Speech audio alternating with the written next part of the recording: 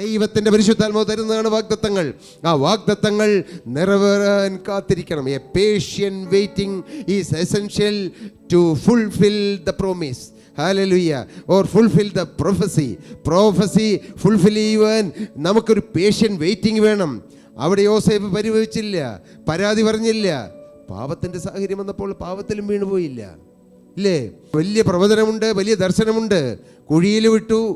ഇപ്പോൾ ഇത് പാപം ചെയ്യാനുള്ള സാഹചര്യം വന്നു. പക്ഷേ യോസേഫ് ചിന്തിച്ചു, ഇല്ല, എനിക്കൊരു ദർശനമുണ്ട്, എനിക്കൊരു ദർശനം തന്നൊരു ദൈവമുണ്ട്. ആ ദർശനത്തിൽ തന്നെ ഞാൻ നിൽക്കും. അങ്ങനെ ഉറപ്പോടെ നിന്നു. പിന്നെ എന്താ സംഭവിച്ചത്? 39-ാം അധ്യായത്തിന്റെ 1-ാമത്തെ വാക്യം വായിക്കാം. എന്നാൽ യോസേഫിനെ മിസ്രയീമിലേക്ക് കൊണ്ടുപോയി. മതി. എന്നാൽ വാഗ്ദത്തമുള്ളവനെ മിസ്രയീമിലേക്ക് കൊണ്ടുപോയി. അവിടെ നിർത്തി. സ്വന്തം നാട്ടിൽ പോലും നിർത്തിയില്ല. നാട് വിട്ടു പോകേണ്ട വന്നു. പക്ഷേ വരുമ്പോൾ കർത്താവിന്റെ സ്തോത്രം, പിന്നീട് നാം വരുമ്പോൾ എന്താണ് കാണുന്നത്? 41-ാം അധ്യായം 14-ാമത്തെ വാക്യം ഒന്ന് എടുത്തേ. ഹല്ലേലൂയ. ഉടനെ ഫറവോൻ ആളയച്ച് യോസേഫിനെ വാഗ്ദത്തം നിറവേറാൻ തുടങ്ങുകയാണ്. ഹല്ലേലൂയ. ദൈവം പറഞ്ഞ വാഗ്ദത്തത്തിന്റെ നിറവേറൽ തുടങ്ങുകയാണ്. അന്നത്തെ രാജ്യം വാഴുന്ന ഫറവോ, ഈജിപ്റ്റ് വാഴുന്ന ഫറവോ ആളയച്ച് യോസേഫിനെ വിളിപ്പിച്ചു. വാഗ്ദത്തം തുടങ്ങുകയാണ്. മോനെ, നിന്റെ ജീവിതത്തിലും വാഗ്ദത്തം നിറവേറാൻ തുടങ്ങും. നീ കാത്തിരിക്കുക. കർത്താവേ, എന്നോടെന്ന് പറഞ്ഞ വാഗ്ദത്തം എവിടെ എന്ന് ചോദിച്ച് നീ കാത്തിരിക്കണം. എളിമയോടെ കാത്തിരിക്കണം. ദൈവത്തിനോട് പരിഭവിക്കരുത്, ദൈവദാസന്മാരോട് പരിഭവിക്കരുത്, അവരെ ചോദ്യം ചെയ്യരുത്, അവർക്കെതിരായി ചിന്തിക്കരുത്. ഉടനെ ഫറവോൻ ആളയച്ച് യോസേഫിനെ വരുത്തി. അതിൻ്റെ ഫറവോ പറയുകയാണ്, ദൈവത്തിന് സ്തോത്രം. 38-ാമത്തെ വാക്യം വായിക്കുമ്പോൾ ആ വാഗ്ദത്തത്തിന്റെ നിറവേറൽ തുടരുകയാണ്. 38-ാം വാക്യം. ഫറവോൻ തന്റെ ഭൃത്യന്മാരോട്, അന്നത്തെ രാജാവ് ഭൃത്യന്മാരോട് പറയുകയാണ്, ദൈവാത്മാവുള്ള ഈ മനുഷ്യനെ പോലെ ഒരുത്തനെ കണ്ടുകിട്ടുമോ? നിവർത്തി തുടങ്ങുകയാ. ഹല്ലേലൂയ. ഫറവോ സാക്ഷ്യം പറയുക, സാധാരണക്കാരല്ല. ഫറവോ പറയുകയാണ്, ദൈവാത്മാവുള്ള ഇവനെ പോലെ ഒരുത്തനെ കണ്ടുകിട്ടുമോ? ഫറവോന്റെ രാജ്യത്തെങ്ങും ഇല്ല. സ്തോത്രം. വീണ്ടും 41-ാമത്തെ വാക്യം വായിക്കുമ്പോൾ, ഇതാ മിസ്രയീം ദേശത്തിനൊക്കെയും ഞാൻ നിന്നെ മേലധികാരി. ആരാ പറഞ്ഞത്? ഫറവോ പറയുകയാണ്, രാജാവ് പറയുകയാണ്, മിസ്രയീം ദേശത്തിനൊക്കെയും ഞാൻ നിന്നെ മേലധികാരിയാക്കിയിരിക്കുന്നു എന്നും ഫറവോൻ യോസേഫിനോട് പറഞ്ഞു. ഫറവോൻ തന്റെ കയ്യിൽ നിന്ന് മുദ്രമോതിരം ഊരി യോസേഫിന്റെ കൈക്ക് ഇട്ടു. സ്തോത്രം. വാഗ്ദത്തത്തിന്റെ നിവൃത്തി വരികയാണ്. വാഗ്ദത്തം നിറവേറും.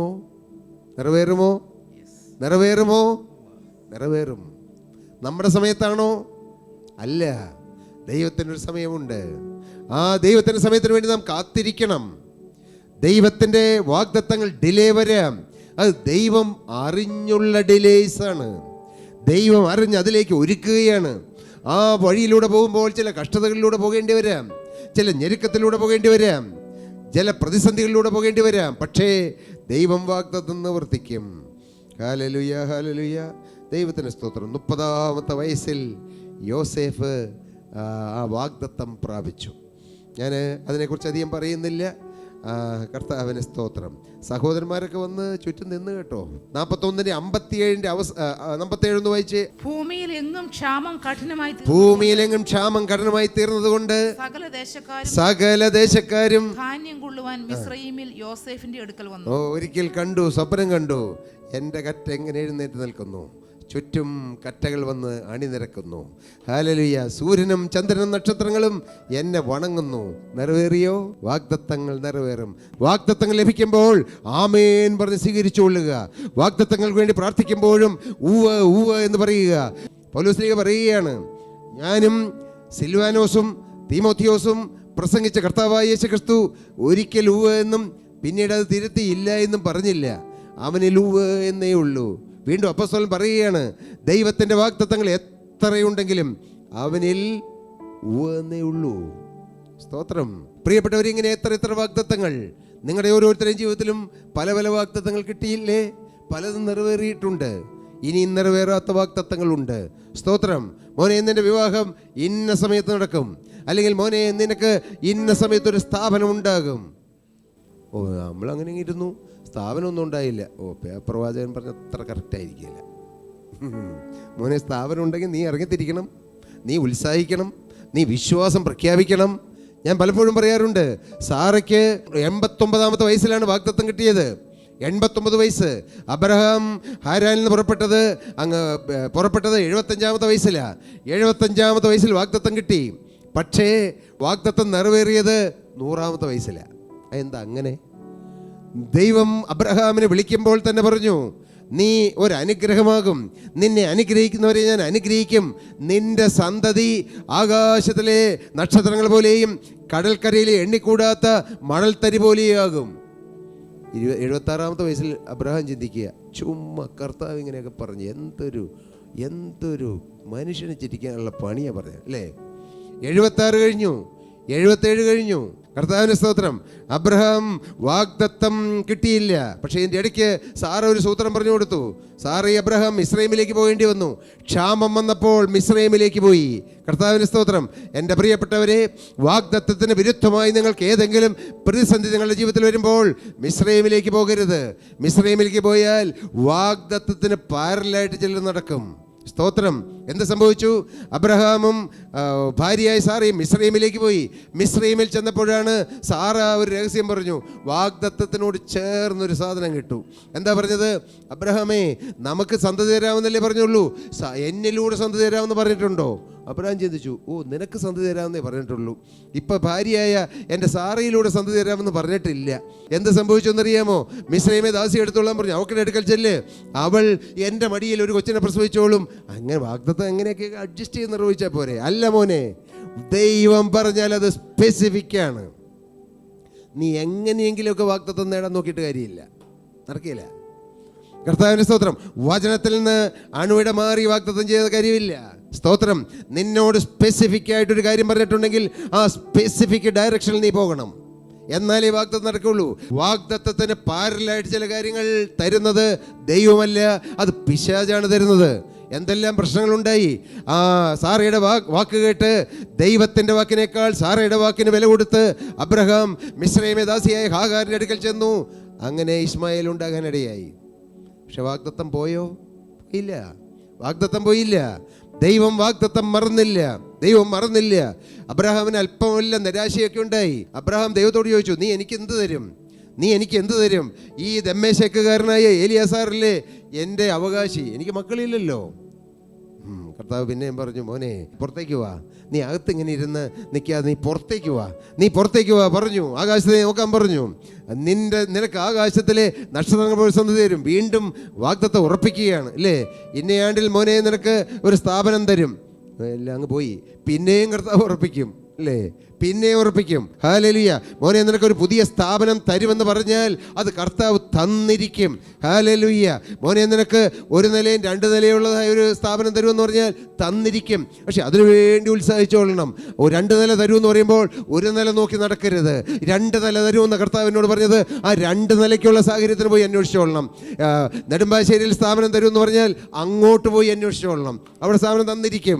എയർപോർട്ടിനടുത്ത് മോനെ നിനക്കൊരു സ്ഥാപനം തരുമെന്ന് പറഞ്ഞാൽ അവിടെ പോയി അന്വേഷിച്ചോളണം. അന്നേരം വേറെ ബുദ്ധിയിൽ ചിന്തിക്കരുത്, ഡിലേ ആകും. ഹല്ലേലൂയ.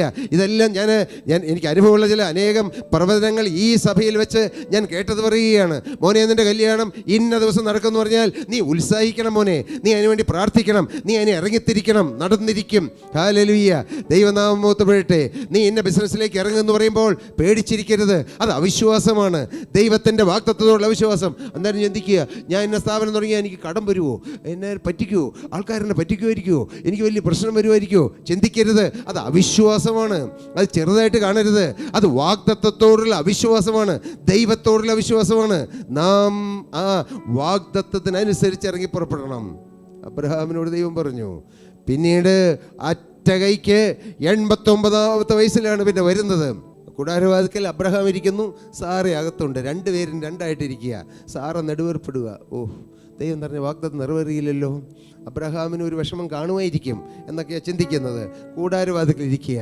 അപ്പോൾ കർത്താവ് വന്നു. അന്ന് ജീവനുള്ള ദൈവം സാറയോട് പറഞ്ഞു, വരുന്നയാണ്ടിൽ ഞാൻ നിന്റെ അടുക്കൽ വരും. അന്ന് സാറ ഒരു കുഞ്ഞിനെ അണച്ചുകൊള്ളും. ഹല്ലേലൂയ. അപ്പോൾ സാറ വാഗ്ദത്തം ചെയ്തവനെ വിശ്വസ്തനെന്നെണ്ണി. പിറ്റേ വർഷം അത് നടന്നു. ഹല്ലേലൂയ. എന്താണ് എന്നറിയാമോ? വാഗ്ദത്തം ചെയ്തവൻ അവൻ വിശ്വസ്തനാണെണ്ണം. പ്രവാചകൻ അല്ല വാഗ്ദത്തം തന്നത്, ദൈവദാസനല്ല വാഗ്ദത്തം തന്നത്. വെറുതെ അവരിലേക്ക് നോക്കരുത്. അവരല്ല മോനെ നിനക്ക് വാഗ്ദത്തം തന്നത്, നിന്നെ സ്നേഹിക്കുന്ന നിത്യനായ ദൈവമാണ് വാഗ്ദത്തം തന്നത്. അടുത്തത്, യോനായോട് ദൈവം പറഞ്ഞു, നീ പോകുക. എങ്ങോട്ട് പോകണം? നിനവയിലേക്ക് ചെന്ന് ആ ദേശത്തിന് എതിരായി പ്രസംഗിക്കാൻ പറഞ്ഞു. പറഞ്ഞത് എന്താണെന്നറിയാമോ? നിനവേ അധികം താമസിക്കാതെ ഉന്മൂലനാശം വരും. പ്രവചനമാണത്, നശിക്കുന്ന ഒരു പ്രവചനമാണ് പറഞ്ഞത്. പക്ഷേ ആ ദേശം നശിച്ചോ പ്രിയരെ? ഇല്ലെന്നേ. അപ്പോൾ എന്നെ വാഗ്ദത്തം പറഞ്ഞത് തെറ്റല്ലേ? അല്ല. ദിനവേല് തെക്കും വടക്കും തലങ്ങും വിലങ്ങും നടന്ന് യോന പറഞ്ഞ പ്രവചനം എന്തായിരുന്നു അറിയാമോ? യോനയുടെ പുസ്തകം 3-ാമത്തെ അധ്യായം 3-ാമത്തെ വാക്യം. അങ്ങനെ യോന പുറപ്പെട്ട യഹോവയുടെ കൽപ്പന പ്രകാരം നിനവയിലേക്ക് ചെന്നു. ഇനി 3 ദിവസത്തെ വഴിക്കുള്ള അതിമഹത്തായ ഒരു നഗരമായിരുന്നു. യോന നഗരത്തിൽ കടന്ന ആദ്യം 1 ദിവസത്തെ വഴി ചെന്നു. ആ 1 ദിവസത്തെ വഴി ഉള്ളിലേക്ക് ചെന്നിട്ട് യോന പറഞ്ഞു. എന്താ പറഞ്ഞത്? ഇനി 40 ദിവസം കഴിഞ്ഞാൽ നിനവേ ഉന്മൂലമാകുമെന്ന് പറഞ്ഞു. കൃത്യം നമ്പറും പറഞ്ഞു. നമ്പർ പറഞ്ഞാൽ മാറും. സ്തോത്രം. അതെന്താണ്? ആ ഒരു കാര്യമാണ് ഇമ്പോർട്ടൻ്റ്. കർത്താവിന് സ്തോത്രം. നിനവേ 40 ദിവസം കൃത്യമാണ് പറഞ്ഞത്. യോന വെറുതെ പറഞ്ഞത് അല്ലായിരുന്നു. അരുളപ്പാട് കിട്ടിയിട്ടാണ് 40 ദിവസം എന്ന് പറഞ്ഞത്, ചുമ്മാ പറഞ്ഞതല്ല. 40 ദിവസം എന്ന് അരുളപ്പാട് കിട്ടി തന്നെ പറഞ്ഞതാ. പക്ഷേ 40 ദിവസം കഴിഞ്ഞപ്പോൾ കർത്താവിന് സ്തോത്രം 10-ാമത്തെ വാക്യം എന്ന് വായിച്ച്, അവർ ദുർമാർഗം വിട്ടുതിരിഞ്ഞു എന്ന് ദൈവം അവരുടെ പ്രവൃത്തികളാൽ കണ്ടപ്പോൾ താൻ അവർക്ക് വരുത്തുമെന്ന് അരുളി ചെയ്തിരുന്ന അനർത്ഥത്തെക്കുറിച്ച് ദൈവം അനുതപിച്ച് അത് വരുത്തിയതുമില്ല. കണ്ടോ? പ്രവചനം മാറി, നന്മയ്ക്കായി തീർത്തു. അതുകൊണ്ട് ദൈവത്തിൻ്റെ പരിശുദ്ധാത്മാവ് ഒരു ദോഷം വരുമെന്ന് പറയുമ്പോൾ ആ ദോഷം നമുക്ക് മാറ്റിയെടുക്കാൻ പറ്റും. എങ്ങനെ? നാം ദൈവസന്നിധിയിൽ താഴുമ്പോൾ, നാം അനുദൈവിക്കുമ്പോൾ മാറും. ദൈവത്തിൻ്റെ സ്തോത്രം. ഇങ്ങനെ 100 കാര്യങ്ങൾ ആ പറഞ്ഞ സമയം തെറ്റിയിട്ടുണ്ട്. അതിന് കാരണങ്ങളുമുണ്ട്. വാഗ്ദത്തങ്ങൾ പ്രാപിക്കണം. സാറ നമുക്ക് കാണിച്ചു തന്നൊരു മാതൃകയാണ്. വിശ്വാസത്താൽ. എങ്ങനെ വാഗ്ദത്തം പ്രാപിക്കേണ്ടത്? വിശ്വാസത്താൽ. വാഗ്ദത്തം പ്രാപിച്ചെടുക്കേണ്ടത് വിശ്വാസത്താലാണ്. വിശ്വാസത്താൽ അവർ വാഗ്ദത്തം പ്രാപിച്ചു എന്ന് വചനത്തിലുണ്ട്. എബ്രായർ 11 വിശ്വാസത്താൽ അവർ വാഗ്ദത്തം പ്രാപിച്ചു. സ്തോത്രം. വിശ്വാസത്താൽ അവർ വാഗ്ദത്തം പ്രാപിച്ചെടുത്തു. നമ്മുടെ സ്വന്തം വഴിയായിരിക്കരുത്, സ്വന്തം ബുദ്ധിയായിരിക്കരുത്, സ്വന്തം കഴിവായിരിക്കരുത്. വാഗ്ദത്തത്തോട് ചേർന്ന് പ്രവർത്തിച്ചു നോക്ക്. പെട്ടെന്ന് കാര്യങ്ങൾ സാധിക്കും. സംശയിക്കരുത്. വാഗ്ദത്തം ചെയ്തവൻ വിശ്വസ്തനെന്ന് സാറ എണ്ണി, കൗണ്ട് ചെയ്തു. എൻ്റെ ദൈവം വിശ്വസ്തൻ. ഡിലേ വരുമ്പോഴും അല്ല, എൻ്റെ കർത്താവ് പറഞ്ഞത് അങ്ങനെ തന്നെ നടക്കും. പരീക്ഷയിൽ മോനെ നീ ജയിക്കുമെന്ന് പറഞ്ഞാൽ നീ ജയിച്ചിരിക്കും. അതിനുവേണ്ടി ഉത്സാഹിക്കണം, അധ്വാനിക്കണം. കാരണം അവിടെ തന്നെ ദൈവത്തിൻ്റെ വചനമുണ്ട്. അധ്വാനിക്കുന്ന കൃഷിക്കാരനാവുന്നു ആദ്യം ഫലം അനുഭവിക്കേണ്ടത്. ഈ വചനം കണക്ട് ചെയ്ത് വേണം വാഗ്ദത്തം പ്രാപിക്കാൻ. ഹല്ലേലൂയ. വാഗ്ദത്തം നിറവേറാൻ സാധ്യതകളല്ല അതിൻ്റെ അടിസ്ഥാനം, സർവശക്തനാണ് എൻ്റെ അടിസ്ഥാനം. സ്തോത്രം. ദൈവമക്കൾ, അതുകൊണ്ട് ഈ പ്രാർത്ഥനയിൽ ഉറ്റിരിക്കുക, ജാഗരണത്തിൽ ഉറ്റിരിക്കുക. ദൈവത്തിൽ നിന്ന് വാഗ്ദത്തങ്ങൾ പിടിച്ചു വാങ്ങുക. ദൈവത്തിൻ്റെ വാഗ്ദത്തം നിറവേറ്റിയെടുക്കാൻ ഉത്സാഹിക്കുക. വിശ്വാസത്തിൽ മുന്നേറുക. ഹല്ലേലൂയ. തലകളെ വണക്കാം, പ്രാർത്ഥിക്കാം. പരിശുദ്ധനായ ദൈവമേ, സ്വർഗീയ പിതാവേ, ഞങ്ങൾക്ക് തന്ന ഈ നല്ല ദിവസത്തിനായി സ്തോത്രം. അപ്പാ, എളിയവരായി ഞങ്ങൾക്ക് അവിടുന്ന് തന്ന വാഗ്ദത്തങ്ങൾ അത് സാഹചര്യം നോക്കിയാൽ നിറവേറാൻ സാധ്യതയില്ല കർത്താവേ. എന്നാൽ വാഗ്ദത്തം ചെയ്ത ദൈവം വിശ്വസ്തനാണ്. അവിടത്തേക്ക് അസാധ്യമായതൊന്നുമില്ല. പൊട്ടക്കുഴിയിൽ കിടന്നവനെ, കാരാഗൃഹത്തിൽ കിടന്നവനെ രാജസ്ഥാനത്തെത്തിക്കാനേ ദൈവത്തിന് കഴിയും. Hallelujah, hallelujah, hallelujah. കർത്താവ് ഈ പ്രിയ മക്കളെ അനുഗ്രഹിക്കണമേ. സ്വർഗീയ നന്മകളാൽ നിറയ്ക്കണം. ആരും വാടിപ്പോകല്ലേ, ആരും തളർന്നു പോകല്ലേ അപ്പാ, ആരും പിന്മാറിപ്പോകല്ലേ. എല്ലാവരും കത്തുന്ന ദീപസ്തംഭങ്ങളെ പോലെ നിൽപ്പാൻ ഇടയാകട്ടെ. കർത്താവേ, ഞങ്ങളുടെ യൗവനക്കാരെ അനുഗ്രഹിച്ച് പ്രാർത്ഥിക്കുന്നു. അവരെല്ലാം ആത്മാവിൽ തീഷ്ണതയുള്ളവരായി തീരട്ടെ. ഞങ്ങളുടെ സഹോദരിമാർ അമ്മമാരെ അനുഗ്രഹിച്ച് പ്രാർത്ഥിക്കുന്നു. അവരെല്ലാം ആത്മാവിൽ ഒരു ജ്വാലയായി തീരട്ടെ. ഞങ്ങളുടെ കുഞ്ഞുകുട്ടികൾക്ക് വേണ്ടി പ്രാർത്ഥിക്കുന്നു. അവരെല്ലാം തിളങ്ങുന്ന മുത്തുകളായി തീരട്ടെ. ഹല്ലേലൂയ. പരീക്ഷയ്ക്ക് വേണ്ടി ഒരുങ്ങുന്ന കുഞ്ഞുങ്ങൾക്ക് വേണ്ടി പ്രാർത്ഥിക്കുന്നു. കർത്താവേ, അവരുടെ മേൽ ജ്ഞാനത്തിൻ്റെ ആത്മാവിനെ പകരണമേ, കർമ്മയുടെ ആത്മാവിനെ പകരണമേ. കർത്താവേ, അവിടുത്തെ മക്കളെ ബലപ്പെടുത്തണമേ, അനുഗ്രഹിക്കണമെന്ന് പ്രാർത്ഥിക്കുന്നു. രോഗങ്ങളിൽ വലയുന്നവരെ അനുഗ്രഹിക്കണപ്പോൾ അവരെ വിടുവിക്കണമെന്ന് പ്രാർത്ഥിക്കുന്നു. ചില സന്ധിവേദനകൾ മാറിപ്പോകട്ടെ, ചില കൈയുടെ പ്രയാസങ്ങൾ മാറിപ്പോകട്ടെ, ചില കർത്താവേ പ്രതിസന്ധികൾ മാറട്ടെ, ചില ഷുഗറിൻ്റെ പ്രയാസങ്ങൾ മാറട്ടെ, കൊളസ്ട്രോളുകളുടെ പ്രയാസം മാറിപ്പോകട്ടെ, കിഡ്നി പ്രോബ്ലംസ് മാറിപ്പോകട്ടെ, യേശുവിൻ്റെ നാമത്തിൽ മാറിപ്പോകട്ടെ. ഹല്ലേലൂയ. ചില സാമ്പത്തിക ഞെരുക്കങ്ങൾ മാറിപ്പോകട്ടെ. കർത്താവേ, ഞങ്ങൾ അനുഗ്രഹിച്ച് പ്രാർത്ഥിക്കുന്നു. കുഞ്ഞു കുട്ടികളെ അനുഗ്രഹിക്കണം. കർത്താവിന് മഹത്വം കിട്ടട്ടെ. യേശു ക്രിസ്തുവിൻ അത്ഭുത നാമത്തിൽ തന്നെ. ആമേൻ, ആമേൻ.